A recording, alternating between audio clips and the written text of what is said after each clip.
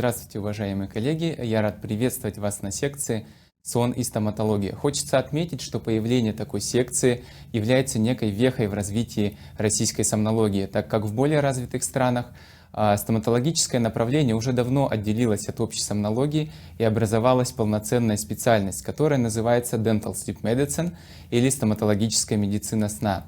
В России же делаются только первые шаги в этом направлении. Все благодаря профессионализму и энтузиазму стоматологов, часть которых сегодня выступит с докладами. Мы перейдем к следующему докладу. Его название «Алгоритм лечения пациентов с обструктивным апноэ сна внутриротовыми устройствами». Авторы Ли Сергей Станиславович, Белов Александр Михайлович и Тардов Михаил Владимирович. Докладывать буду я, Ли Сергей Станиславович. Ждем, пока выведут. Вот, вывели. Спасибо. Уважаемые коллеги, вам известно, что распространенность нарушений дыхания во сне велика, и по результатам исследования Гипнолаус 2015 года она составляет 49% у мужчин и 23% у женщин. Цифры впечатляющие. К счастью, у нас есть СИПАП-терапия, признанная золотым стандартом и являющаяся наиболее эффективным методом лечения обструктивного апноэ сна. Однако этот вид лечения не всегда хорошо переносится пациентами. Питер Цистулли, имея доступ к большой базе данных пользователей СИПАП компании ResMed, установил, что до половины пациентов отказываются от СИПАП-терапии в первые 6 месяцев, а среди оставшихся пользователей приверженность крайне вариабельна. К тому же, такое оборудование достаточно дорогое, и не каждый может себе его позволить. Поэтому достаточно большая часть страдающих апноэ сна не может по разным причинам использовать СИПАП-терапию и остается без лечения. Также было выявлено, что средняя продолжительность СИПАП-терапии составляет 4,5 часа за ночь, то есть СИПАП-терапия не используется 34% времени сна. Несмотря на наличие такого метода лечения, как стоматологические внутриротовые устройства, эффективность которых признана сопоставимой с СИПАП-терапией, отечественные специалисты не всегда предлагают своим пациентам такую альтернативу. Связано это с недостатком знания о методе лечения, порождающим многочисленные заблуждения, малым количеством стоматологов, способных квалифицированно лечить данную патологию, и отсутствием рекомендаций и стандартов на русском языке. Поэтому целью нашей работы стало на основании имеющихся клинических рекомендаций и литературных данных разработать и апробировать алгоритм лечения пациентов с обструктивным апноэ сна внутриротовыми устройствами. Нами были проанализированы англоязычные источники по лечению СОА с внутриротовыми устройствами. В апробации алгоритма приняли участие 28 человек. Для постановки диагноза проводилась полная полисомнография. Для контроля эффективности лечения капами проводили кардиореспираторный мониторинг. Также врач-сомнолог проводил автотитрацию СИПАП.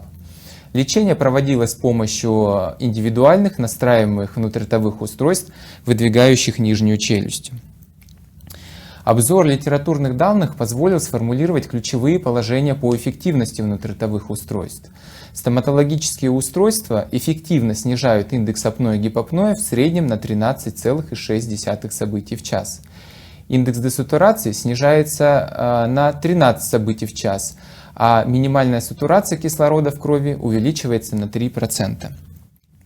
Также было доказано снижение индекса микропробуждений при лечении стоматологическими устройствами, что отражается в нормализации архитектуры и качества сна. Как результат, применение КАП способствует снижению значений сонливости по шкале Эпфорд на 3,8 балла. По результатам исследований, сравнивающих различные методы лечения СОАС, было установлено, что СИПАП и внутриротовые устройства являются высокоэффективными методами с высокой приверженностью. При этом СИПАП более эффективен, а внутриротовые устройства демонстрируют лучший комплаенс. На графике эффективность СИПАП-терапии и внутриротовых устройств спроецирована на приверженность лечения. Как вы видите, площади этих прямоугольников практически равны, что говорит о равной качественной эффективности. Очень важно понимать, что результат лечения будет зависеть не только от того, насколько тот или иной метод эффективен, но и от того, насколько пациент будет соблюдать режим лечения. Давайте разберем это на примере и представим, что у нас есть гипотетический пациент с тяжелой степенью обструктивного апноэ сна и индексом апноэ-гипопноэ равным 40. Спит такой человек 8 часов в сутки. Мы возьмем средние значения эффективности и комплаенса СИПАП-терапии, которые были установлены многочисленными исследованиями. Эффективность будет равна 90%, а время использования 66%. Первые 5 часов наш пациент будет использовать СИПАП-аппарат, который снизит его индекс апноэ-гипопноэ до нормы, до 4. Однако потом пациент проснется и снимет маску, еще 3 часа будет спать без СИПАП-аппарата, и индекс апноэ-гипопноэ достигнет 40. Как вы считаете, будет ли такое лечение эффективным и насколько? Давайте посчитаем. С помощью простых расчетов получаем, что средний индекс апноэ-гипопноэ за всю ночь за время сна будет равен 17,5, что соответствует средней степени тяжести заболевания. Таким образом, качественная эффективность СИПАП-терапии, то есть с учетом приверженности, составит 56%. То есть СИПАП не такой уж и золотой стандарт. Давайте теперь представим, что этот же пациент вместо СИПАП-аппарата будет использовать индивидуальную стоматологическую капу. Также возьмем среднее значение эффективности и приверженности лечения. Эффективность будет равна 61%, а время использования 91%. Таким образом, первые 7 часов пациент будет спать с капой, и его индекс апноэ-гипопноэ снизится до 15,6. А час, когда пациент проведет без капы, индекс апноэ-гипопноэ вернется на исходное значение 40 событий в час. Проведя нехитрые расчеты, получаем, что средний индекс апноэ-гипопноэ во время сна равен 18,7, что также соответствует средней степени тяжести заболевания. Таким образом, качественная эффективность лечения капами составляет около 55%, то есть столько же, сколько и при СИПАП-терапии.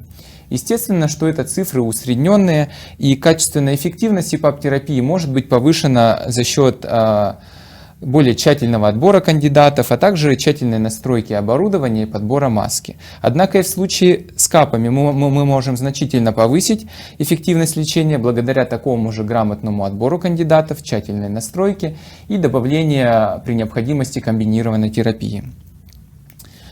Предыдущий лектор, доктор Корея, уже сказал о показаниях к лечению внутриротовыми устройствами. Я не буду повторяться. К противопоказаниям можно отнести недостаточное количество зубов, когда капе просто не за что держаться, заболевания пародонта и периодонта и в принципе несанированная полость рта, когда использование капы может усугубить имеющуюся стоматологическую проблему, и некоторые заболевания височно-нижнечелюстного сустава, сопровождающиеся значительным ограничением открывания рта. Внутриротовые устройства – это достаточно обширное понятие. Из предыдущей лекции вы поняли, что существует несколько различных видов. К сожалению, некоторые отечественные стоматологи используют, некоторые отечественные сомнологи используют неверную тактику и рекомендуют своим пациентам магазинные стандартные капы. Ссылаются они на то, что индивидуальные капы очень дорогие и то, что гарантия результата отсутствует. Утверждают такие сомнологи, что такая вот стандартная капа – это дешевый способ проверить эффективность метода лечения в целом. Однако это не совсем так. Давайте снова обратимся к исследованиям.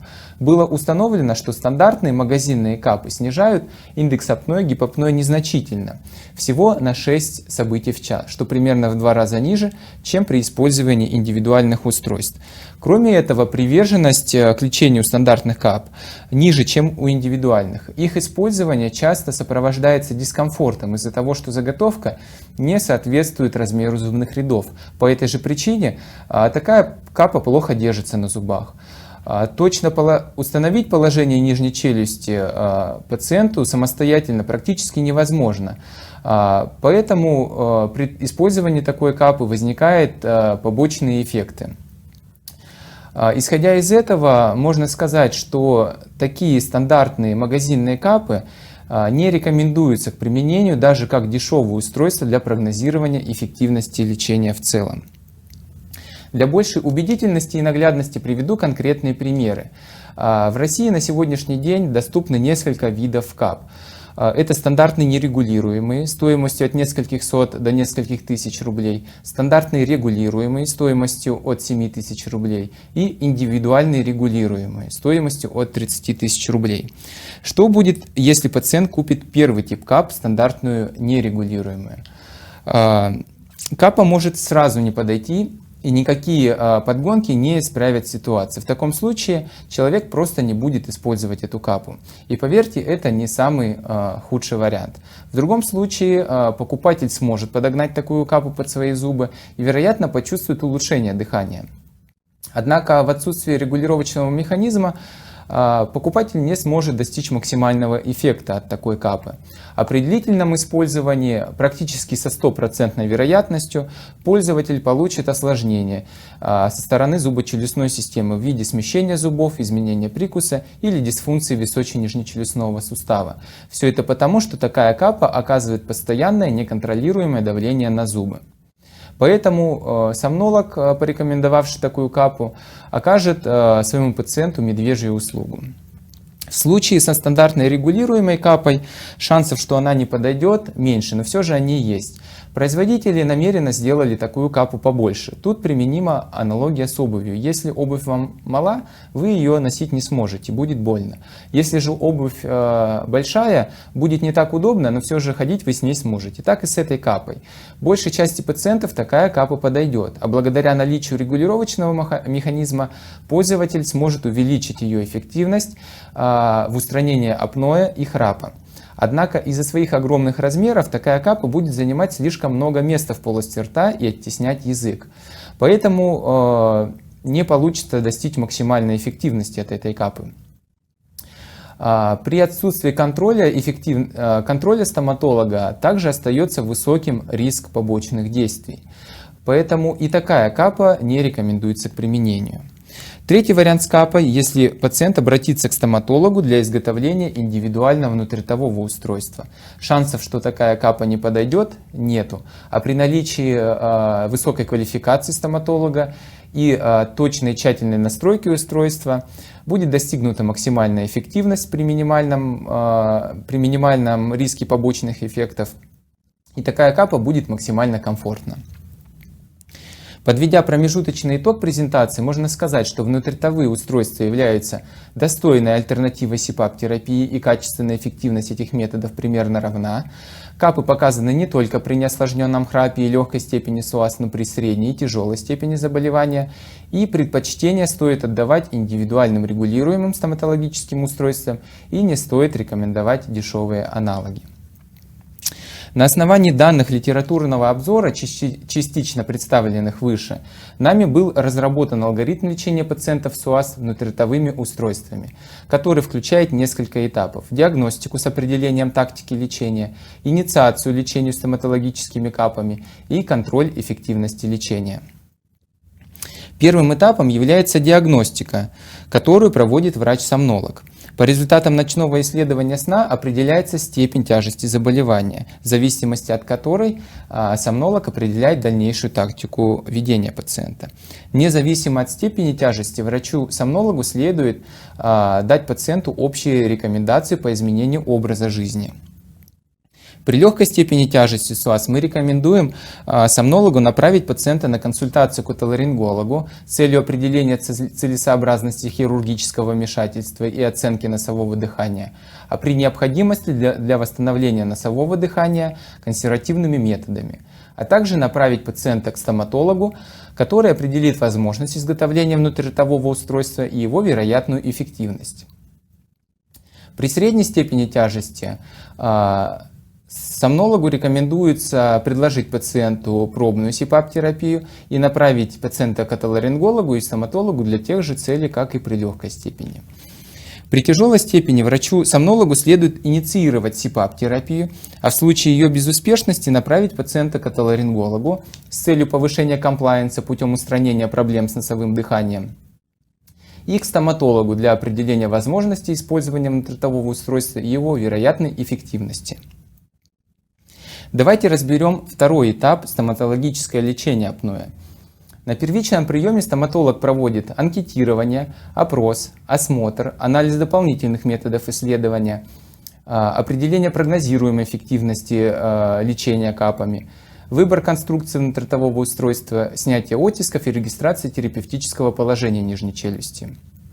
На втором приеме стоматолог отдает капу пациента, то есть накладывает ее и проводит первичную регулировку капы.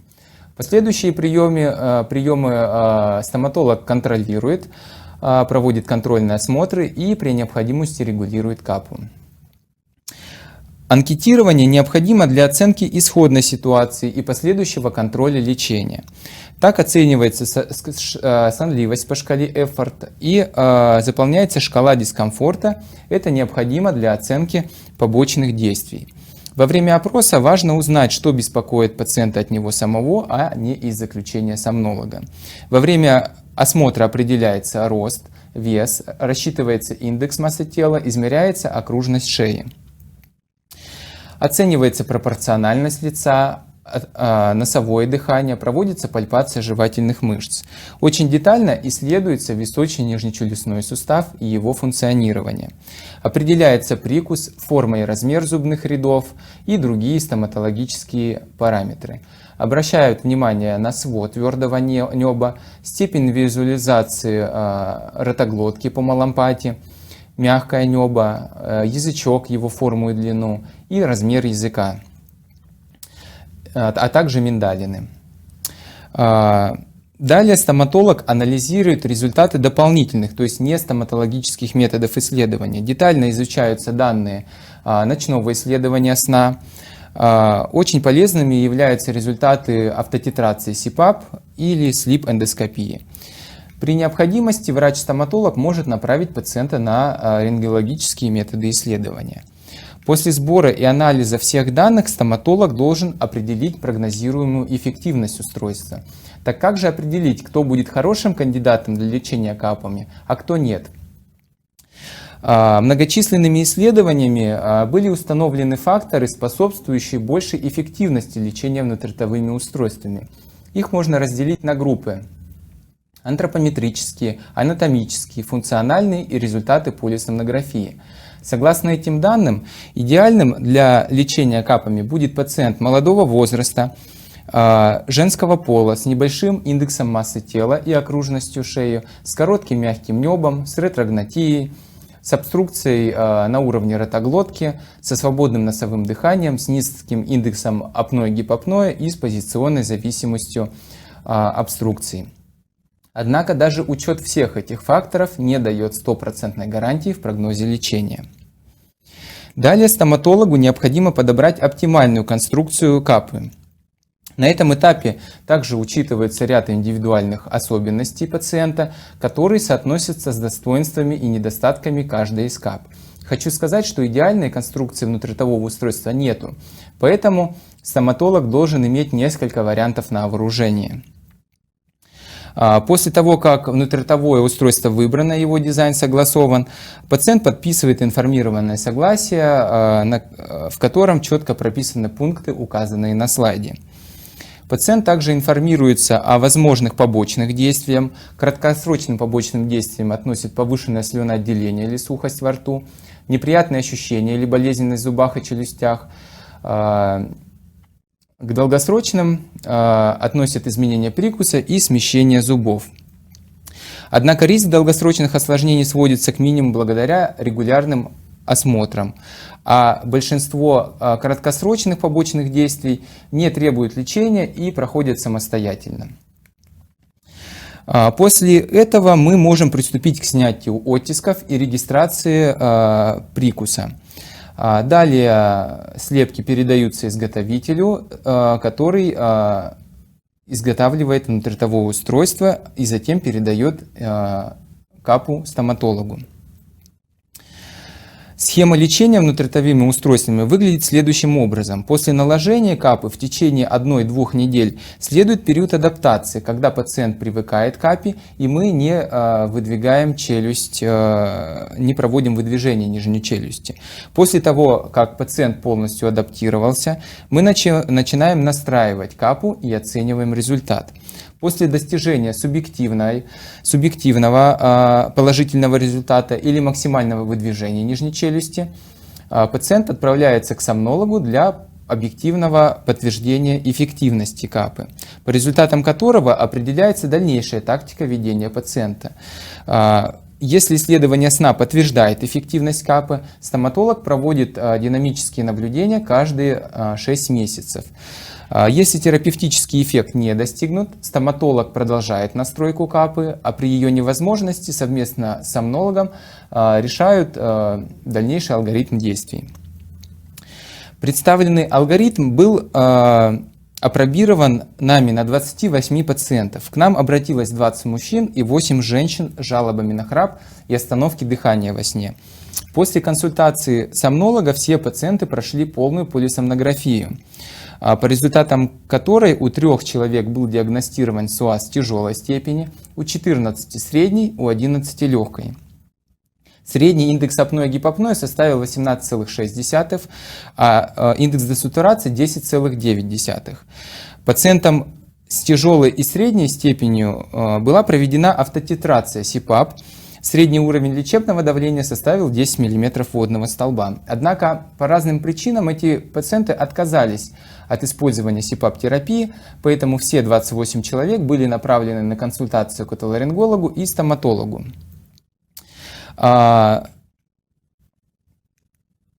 Отоларинголог не выявил показания к проведению хирургических методов лечения, а лечение у стоматолога проводилось по ранее описанному алгоритму. По результатам объективной оценки была признана эффективность лечения обструктивного апноэ сна у всех пациентов, у 17 человек из 28. Остановки дыхания во сне были устранены, то есть индекс апноэ-гипопноэ снижен до нормы. И еще у 11 использование внутритовых устройств способствовало уменьшению степени тяжести заболевания. Было отмечено значительное снижение индекса апноэ-гипопноэ и индекса десатурации. Средняя продолжительность апноэ-гипопноэ также снизилась. Пациенты отмечали уменьшение храпа и дневной сонливости, их сон стал более освежающим. При этом пациенты не испытывали какого-либо дискомфорта и использовали КАПу всю ночь. Таким образом, полученные нами результаты согласуются с литературными данными. Мы продолжаем работу в данном направлении и надеемся, что в скором времени сможем предоставить данные больше по размеру выборки. В заключение хочется сказать, что использование внутритовых устройств является эффективным методом лечения обструктивного апноэ сна и храпа, а предложенный алгоритм показал свою эффективность и рекомендуется для использования в сотрудничестве с врачами-стоматологами для лечения пациентов с обструктивным апноэ сна внутритовыми устройствами. Спасибо за внимание.